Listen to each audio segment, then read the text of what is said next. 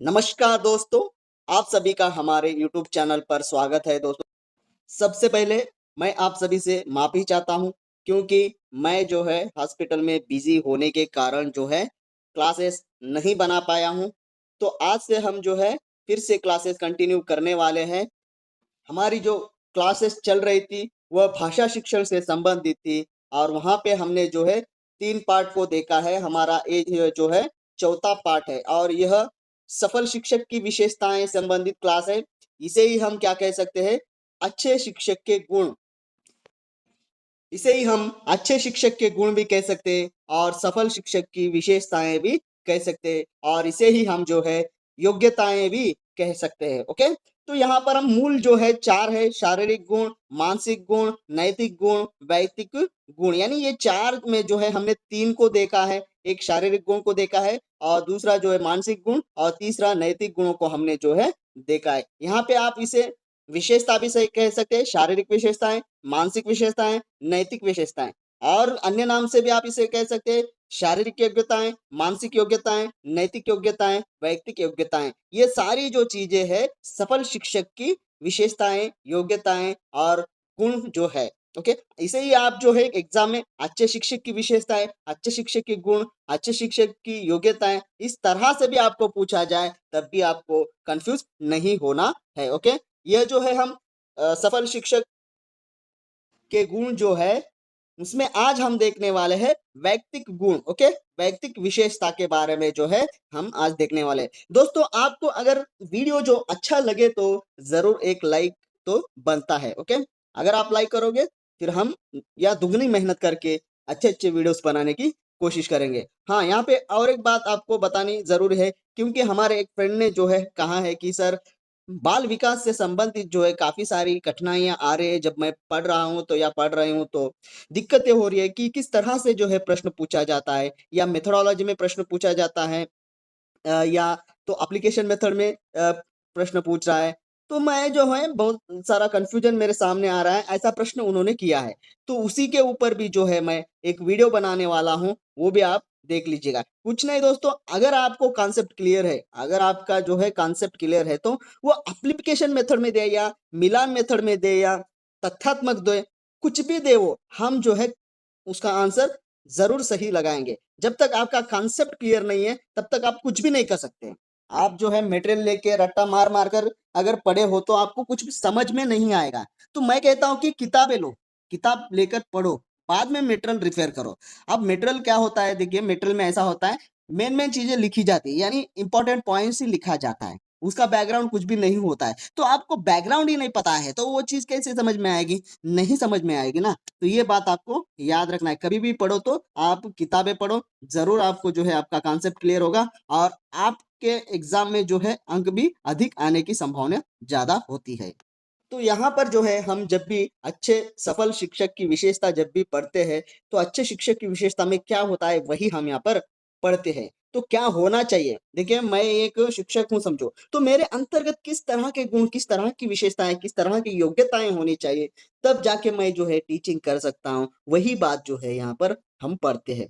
कौन सी भी किताब आप निकाल कर देखिए यही बात उसमें लिखी होती है, ये ध्यान में रखिएगा। तो चलिए आज का हमारा जो है व्यक्तिक गुण है, पर्सनल क्वालिटीज यानी व्यक्तिक विशेषता या योग्यताओं के बारे में जो है देखने वाले हैं। हमने तो ये तीनों देखे, अगर कोई वो वीडियोस नहीं देखा है तो पिछली वीडियो में जाकर आप वो भी देख सकते हैं। चलिए आज का हमारा जो है व्यक्तिक गुण, यानी इसे ही हम क्या कह सकते हैं, व्यक्तिक विशेषताएं कह सकते हैं और योग्यता भी कह सकते हैं। एक अच्छे शिक्षक में निम्नलिखित व्यक्तिक गुण या विशेषता होनी चाहिए। कौन सी? अच्छी आदतें होनी चाहिए शिक्षक के अंतर्गत, पहलकदमी व साधन संपन्नता संपन्नता भी होना चाहिए, नेतृत्व भी होनी चाहिए, विनोद प्रियता भी होना चाहिए, कक्षा व्यवहार भी शिक्षक के अंतर्गत जो विशेषताएं है वो भी रहनी चाहिए, कक्षा नियंत्रण करना भी आना चाहिए, शिक्षक को जो है कक्षा नियंत्रण करना आना चाहिए और कक्षा में किस तरह से व्यवहार करना चाहिए वो बात भी उसके अंतर्गत अंदर होनी चाहिए और नेतृत्व यानी लीडरशिप भी उसमें वो क्वालिटीज भी होनी चाहिए। सारी चीजें जब शिक्षक के अंतर्गत होगी यानी उसके अंदर जब होगी तभी जो है अच्छे शिक्षक की विशेषता या कहलाएगी या गुण भी कहलाया या योग्यता कहलाई जाएगी। देखिए यहाँ पर किस तरह से प्रश्न पूछा जाता है, प्रश्न ऐसा पूछा जाता है कि निम्नलिखित में से वैयक्तिक गुण कौन सा नहीं है, तो वहां पे ऑप्शन में दिया जाएगा अच्छी आदतें, नेतृत्व, कक्षा व्यवहार, ये 3 ऑप्शन देकर अलग सा दूसरा ऑप्शन देगा तो नहीं है में जब भी पूछेगा तो वो चौथा जो ऑप्शन होगा वही उसका सही आंसर होगा। नहीं तो ये सभी चीजें देगा निम्नलिखित के लिए कौन सा है तो वो सारी कभी कभी उपयुक्त सभी हो जाता है। इस तरह से जो मैं कह रहा हूं ना, अगर आपका जब कॉन्सेप्ट क्लियर हो जाएगा, कॉन्सेप्ट आपका क्लियर है तो आपको कोई भी नहीं रोक सकता भाई, कोई नहीं रोक सकता आपको प्रश्न हल करने में। बस आपका कॉन्सेप्ट क्लियर नहीं होता है इसलिए जो है आप डगमगाते हैं, प्रश्न करने के लिए जो है हिचकिचाते हैं, सही है या गलत है। तो मैं कभी भी आपको एक ही बात कहता हूं कि आपका कॉन्सेप्ट क्लियर होना चाहिए। आप देखिए मेटेरियल से रट्टा मत मारिए, जब रट्टा मारोगे तो ये कॉन्सेप्ट ही आपको पता नहीं है तो वहां आंसर कैसा कर पाओगे। देखिए यहाँ पर किस तरह से प्रश्न पूछा जा सकता है, देखिए एप्लीकेशन मेथड में यही होगा, यहाँ पे जो है आज जो दिया है यही होगा, मगर एप्लीकेशन मेथड किस तरह से बनता है। एक शिक्षक होता है जो कक्षा में जो है क्या करता है, कक्षा में जो है अच्छी आदतों के कारण वह छात्रों के सम्मान व विश्वास व प्रशंसा का पात्र बनता है। तो निम्नलिखित में से कौन सा गुण है, यानी कौन सी अच्छी विशेषता है। इस तरह देखिए एप्लीकेशन मेथड बन गया, ये एप्लीकेशन मेथड बन गया जो मैं प्रश्न बनाया।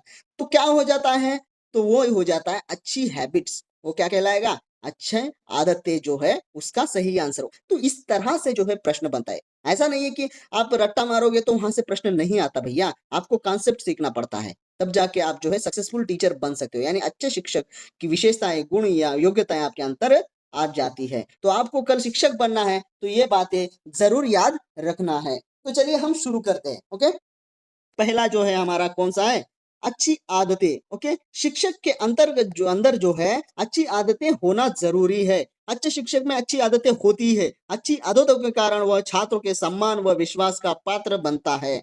ओके, तो वह अच्छी आदतें कौन सी हो सकती है, तो वह जैसे समय पर आना, साफ सुथरा रहना, विनम्र बोलना आदि जो है शिक्षक के अंतर्गत जो है ये आदतें होनी चाहिए। देखिए अगर शिक्षक रोज समय पर कक्षा में आते हैं तो बच्चे भी समय का महत्व जो है सीखते हैं। अगर शिक्षक ही समय पर नहीं आता है तो क्या कक्षा में जो है एक बालक समय पर आएगा, नहीं आएगा ना, तो उसका प्रभाव, शिक्षक का प्रभाव जो है बच्चे के ऊपर पड़ रहा है ना। तो इसलिए जो है उस तरह नहीं होना चाहिए, इसलिए शिक्षक के अंतर्गत जो है अच्छी आदतें होनी चाहिए, उसके अंदर जो है हैबिट्स, गुड हैबिट्स होना जरूरी होता है। तो शायद आपको समझ में आ गया होगा। तो चलिए दूसरा देखिए, हमारा दूसरा कौन सा है, तो वह है पहलकदमी व साधन संपन्नता। ये क्या होता है पहलकदमी, तो अच्छे शिक्षक में पहलकदमी और साधन संपन्नता के गुण होते हैं। क्यों होते हैं, छात्रों में आदेश, रुचियां, पूर्व द्वेष, आदेश और समस्याएं विभिन्न होती है, यानी बहुत सारी जो समस्या है उसके अंतर्गत जो है होती है। यदि शिक्षक में पहलकदमी और साधन संपन्नता नहीं है तो वह अपने छात्रों की आवश्यकताओं को पूर्ण नहीं करता है। ओके, शिक्षक को कोई नई चीजें करने की पहल करनी चाहिए और उपलब्ध साधनों का सही उपयोग करना आना चाहिए, तभी जाके जो है वह जो है छात्रों की जो समस्या है उसको वह हल कर सकता है। पहल किसे कहते हैं, पहल किसे कहते हैं, आप हमें जो है कमेंट में बता दीजिएगा। इस तरह का जो वर्ड हम यहाँ पे आपको बता रहे हैं इसके बारे में आप कमेंट में हमें बता दीजिएगा। ओके, देखिए उदाहरण में स्कूल में प्रोजेक्टर न होने पर शिक्षक चार्ट, चित्र, मोबाइल से पढ़ाते हैं। इस तरह से भी आप जो है कर सकते हैं। तो ये इसी को हम क्या कहते हैं, पहल कदमी व साधन संपन्नता हम कह सकते हैं। ये बात याद रखिए। तो शिक्षक के अंतर्गत ये विशेषता भी होनी जरूरी है, यानी ये गुण भी होना जरूरी होता है, क्योंकि कभी कभी जो है हमारे कक्षा में या स्कूल में जो है फुलफिल जो है इक्विपमेंट्स नहीं होते, तब भी हम जो है दूसरी चीजों को यानी वस्तुओं को जो है आधार बनाकर यानी उसका उपयोग करते हुए हम क्या करना चाहिए, हमें पढ़ाना चाहिए बच्चों को। ओके, तो वो भी बात आपको याद रखनी है। चलिए अगला जो है नेतृत्व, यानी लीडरशिप जो क्वालिटीज है शिक्षक के अंतर्गत होनी चाहिए। लीडरशिप की क्वालिटी शिक्षक के अंतर्गत होनी चाहिए। क्यों होनी चाहिए, क्योंकि अच्छे शिक्षक में नेतृत्व का गुण होता है, इसलिए होना चाहिए। ओके, कक्षा में कभी ऐसी परिस्थितियां आ जाती है जब शिक्षक को स्वयं नेतृत्व का ग्रहण करके छात्रों को यह बताना पड़ता है कि उन्हें क्या करना है। ओके, उन्हें क्या करना है, क्या नहीं करना है, ये बताना होता है और किस प्रकार करना है। ऐसा करके ही वह छात्रों को ज्ञान के पथ पर क्या कर सकता है, आगे बढ़ा सकता है। ओके, और अपने शिक्षण को सफल भी बना सकता है। वास्तव में नेतृत्व और शिक्षण में पर्याप्त समानता है। ओके, किसमें, नेतृत्व और किसमें, शिक्षण में जो है समानता है। इसी को आप याद रखिए, क्योंकि एक शिक्षक के अंतर्गत लीडरशिप होना जरूरी है। शिक्षक में बच्चों को सही दिशा देने और समूह नेतृत्व करने की क्षमता होनी चाहिए, क्योंकि अभी ही मैंने बताया कि क्या करना चाहिए, क्या नहीं करना चाहिए, किस प्रकार से करना चाहिए, ये सारी समस्याओं को वही हल कर सकता है, टीचर। तो इसलिए उसमें जो है नेतृत्व जो है क्वालिटी भी उसमें अंतर्गत होनी चाहिए। अगला देखिए, उदाहरण देखिए, यहाँ पे उदाहरण क्या दिया है। स्कूल में सांस्कृतिक कार्यक्रम में शिक्षक बच्चों को जिम्मेदारी बांटकर पूरी टीम को अच्छे से संभालते हुए क्या करते हैं, आगे बढ़ते हैं। यही कहलाता है, क्या कहलाता है, लीडरशिप की क्वालिटीज इसे ही कहता है। क्योंकि स्कूल में जो कार्यक्रम हो रहा है उसमें शिक्षक बच्चों को जिम्मेदारी से बांटकर पूरी टीम को अच्छे से संभालता है। वो संभालना क्या होता है, वही लीडरशिप कहलाता है। तो इस यहाँ पर देखिए, आपको प्रश्न एप्लीकेशन मेथड भी ऐसा ही बनता है। एक शिक्षक है जो स्कूल में एक सांस्कृतिक कार्यक्रम हो रहा है और बच्चों को जिम्मेदारी के अंतर्गत उनको रखकर बांटकर पूरी टीम को तैयार किया है और उसे अपना जो है उन सभी को जो है संभाल रहा है। तो इसके अंतर्गत कौन सा गुण आता है, शिक्षक की अच्छी विशेषता में कौन सी विशेषता जो है निम्नलिखित कहलाएगी। तो वहां पे आपको ऑप्शन दिया जाएगा। वहां पे क्या होगा, विनोद प्रियता, नेतृत्व, कक्षा व्यवहार, कक्षा नियंत्रण। तब आप कौन सा ऑप्शन चूज करोगे, तब जरूर आप नेतृत्व ऑप्शन जो है जरूर चूज करोगे। ये बात आपको समझ में आ गई। तो यहाँ पर इस तरह से प्रश्न बन सकते हैं दोस्तों, उदाहरण से भी प्रश्न आपको बनाकर जो है वो पूछा जा सकता है। तो आपको देखिए कॉन्सेप्ट क्लियर करके ही पढ़ना है। ओके, चलिए अगला देखिए। अगला जो है हमारा वो है विनोद प्रियता, यानी शिक्षक के अंतर्गत जो है विनोद प्रियता होना चाहिए। एक अच्छे शिक्षक में जो है क्या होता है, अच्छे शिक्षक में विनोद प्रियता का गुण होता है, यानी विशेषता होती है। कक्षा की क्यों होना चाहिए, क्योंकि उस ये जो नीरसता है कक्षा में जो नीरसता है उसे दूर करने के लिए जो है उसके अंतर्गत विनोद प्रियता होना चाहिए। किसी परिस्थिति से भी लाभ उठाकर स्वयं हंसता है और छात्रों को हंसने का अवसर देता है। ओके, वही क्या कहलाता है, विनोद प्रियता कहलाता है। निरस्ता दूर हो जाने पर शिक्षण का कार्य सरल हो जाता है। इसलिए क्या है, वो जो बच्चे बोर फील होते हैं, जो बोरनेस हम उसे दूर कर देते हैं, तभी जो है क्या होता है, अच्छा शिक्षण सरल यानी चलता रहता है, बच्चे भी सीखते हैं और छात्रों को स्वयं ही उनमें रुचि आने लगती है। इसलिए जो है एक शिक्षक के अंतर्गत जो है क्या होना, अंदर जो है विनोद प्रियता होना जरूरी है। शिक्षक का स्वभाव खुश मिजाज होना चाहिए, ताकि कक्षा का वातावरण क्या होना, तनाव मुक्त, यानी बोरनेस जो है दूर करना होता है। बोरनेस क्या होता है, दूर करना होता है। इसलिए ये गुण जरूरी है, तभी जो है बच्चे भी रुचि ले सकते हैं और पढ़ भी सकते हैं। एक शिक्षण भी जो है सरल ढंग से जो है आगे बढ़ सकता है। देखिए उदाहरण, कठिन पाठ पढ़ाते समय शिक्षक बीच बीच में हल्का मजाक करते हैं, जिससे बच्चे बोर नहीं होते हैं। तो ये कौन सी विशेषता के अंतर्गत आता है, तो वो है विनोद प्रियता के अंतर्गत आता है। ये बात आपको याद रखनी है। उदाहरण से आपको यहाँ समझाया, फिर भी यहाँ पे प्रश्न भी हमने क्या किया है, बना दिया है। देखिए कितना आसान है भाई, बस आप समझ गए तो आसान ही आसान है, आपको नहीं समझे तो हार्ड ही हार्ड है, हार्ड ही हार्ड है। ओके, अगली जो विशेषता है वह है कक्षा व्यवहार, यानी कक्षा को कंट्रोल करना आना चाहिए एक शिक्षक को। शिक्षक का व्यवहार शिष्ट, सम्मानजनक और संतुलित होना चाहिए। क्यों होना चाहिए, कक्षा में जो है एक शिक्षक अच्छा व्यवहार नम्र शिष्ट होता है। अनम्र और अशिष्ट होता है तो वो क्या होता है, व्यवहार छात्रों को हतोत्साहित कर देता है, यानी निराश कर देता है, उनके कार्य क्षमता नष्ट कर देता है, किनके, बच्चों का। इसलिए उसके अंतर्गत जो है कक्षा व्यवहार जो है गुण होना चाहिए शिक्षक के अंतर्गत। इसके अतिरिक्त अच्छे शिक्षक का व्यवहार स्वाभाविक होता है। अस्वाभाविक व्यवहार परिहास और अनुशासनहीनता का कारण बनता है। जैसे लिखने के लिए शामपट की ओर तेजी से जाना, प्रश्न पूछते समय हाँ हाँ बताओ करना, कक्षा में निष्प्रयोजन इधर उधर घूमना, कोट की आस्तीन से पसीना पहुंचना, पतलून की जेब में हाथ डालकर पढ़ना, बार बार विशेष शब्दों को जैसे क्या समझे, क्या ना समझे ना, ठीक है ना आदि को दोहराना, ये जो है क्या क्या होता है, इससे इससे जो है कक्षा परिहास का पात्र बन जाता है। इसलिए हमें जो है ये सारी चीजें नहीं करनी चाहिए। हमें जो है नम्र और शिष्ट व्यवहार से जो है टीचिंग करना है। अगर इस तरह से नहीं करोगे तो क्या होगा, तो कक्षा जो है अशिष्ट बन जाता है, अनुशासनहीनता का जो है पात्र बनता है। तो उदाहरण देखिए, यदि कोई छात्र गलत उत्तर देता है तो शिक्षक उसे डांटने के बजाय प्यार से सही उत्तर समझाता है। यह कक्षा व्यवहार कहलाता है। वहीं पर अगर वो डांटेगा तो बच्चा क्या करेगा, फिर से पढ़ेगा नहीं पढ़ेगा, तो उसको डांटना चाहिए नहीं चाहिए, क्योंकि प्यार से उसे पढ़ाना चाहिए। ओके, चलिए अगला जो है देखिए, अगला हमारा विशेषता है वह कक्षा नियंत्रण, कक्षा नियंत्रण, वो तो हो गया, कक्षा व्यवहार हो गया कि हमें किस तरह करना चाहिए कक्षा व्यवहार। यहाँ पे शिक्षक को पूरी कक्षा को अनुशासन में रखते हुए पढ़ाने की क्षमता होनी चाहिए। यानी जब आप पढ़ा रहे हो, बच्चे यहाँ पर जो है बातचीत कर रहे हैं, तो वो क्या सही शिक्षण कहलाएगा? नहीं कहलाएगा। अच्छे शिक्षण विशेषता के अंतर्गत आएगा क्या? नहीं आएगा। तो देखिए, इसलिए जो है देखिए, यदि कक्षा के छात्र नियंत्रण में नहीं है तो शिक्षक का सब प्रयास और परिश्रम व्यर्थ हो जाता है। अतः अच्छा शिक्षक इस बात को कभी नहीं भूलता कि सफल शिक्षक का मूल मंत्र कक्षा नियंत्रण है। ये मूल मंत्र है किसका? सफल शिक्षक का मूल मंत्र क्या है? कक्षा को नियंत्रण में रखना। अगर वैसा नहीं रखता है तो क्या होता है? उसका जो परिश्रम होता है वो व्यर्थ हो जाता है।